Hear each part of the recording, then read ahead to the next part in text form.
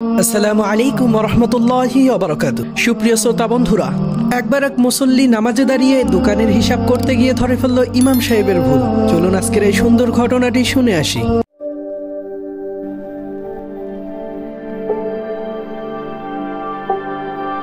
একবার কোনো এক মসজিদে ইমাম সাহেব ভুলক্রমে এশার নামাজ 3 রাকাত পরে সালাম ফিরিয়ে ফেললেন। উপস্থিত মুসল্লিরা ভুল ধরতে না পেরে তারাও ইমাম সাহেবের সাথে একসঙ্গে সালাম ফিরিয়ে ফেললেন।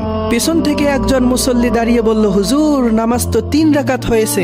ইমাম সাহেব কিছুক্ষণ চিন্তা করে দেখলেন যে কথা তো ঠিক, নামাজ 3 রাকাতেই হয়েছে। তাই তিনি মুসল্লিদেরকে নিয়ে পুনরায় নামাজ পড়লেন।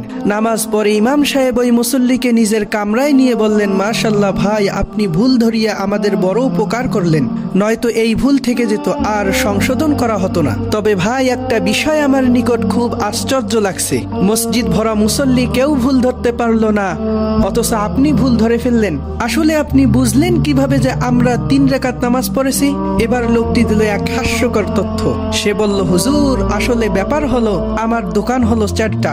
বেচা কেনার ঝামেলায় দোকানে বসে হিসাব মিলানোর ফুরসত পাই না। তাই যখন ইশার নামাজ পড়তে আসি, আপনি যখন কিরাত পড়তে থাকেন, এই ফাঁকে আমি প্রতি রাকাতে একটি দোকানের হিসাব মিলিয়ে ফেলি।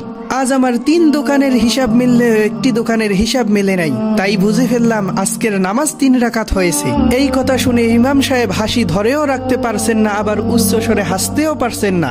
বেচারা মুখের মধ্যে রুমাল দিয়ে পেঁচিয়ে কোনো রকমে নিজেকে সামলে নিলেন। বললেন, ভাই, আপনার ভুল ধরাটা সহি, কিন্তু তরিকাটা গলত। দেখুন ভাই, নামাজ পড়ার সময় দিলকে দুনিয়ার সবকিছু থেকে মুক্ত করে একমাত্র আল্লাহর দিকে নিবিষ্ট করতে হবে। নামাজ অবস্থায় দুনিয়াবি কোনো চিন্তা করা যাবে না। আরো কিছু উপদেশ দিয়ে ইমাম সাহেব লোকটিকে বিদায় করে দিলেন। এ হলো আমাদের নামাজের অবস্থা। আমরা যখন নামাজে দাঁড়াই তখন দুনিয়ার যাবতীয় চিন্তা দিলের ভিতরে সে ভিড় করে, এমনকি দুনিয়ার চিন্তায় এমন ভাবে ডুবে যায়, ইমাম সাহেব যখন সালাম ফিরায় তখন আমাদের হুঁশ হয়। এই নামাজ দিয়ে আমরা কি আল্লাহ তাআলাকে খুশি করতে পারবো? একটু চিন্তা করে দেখেন।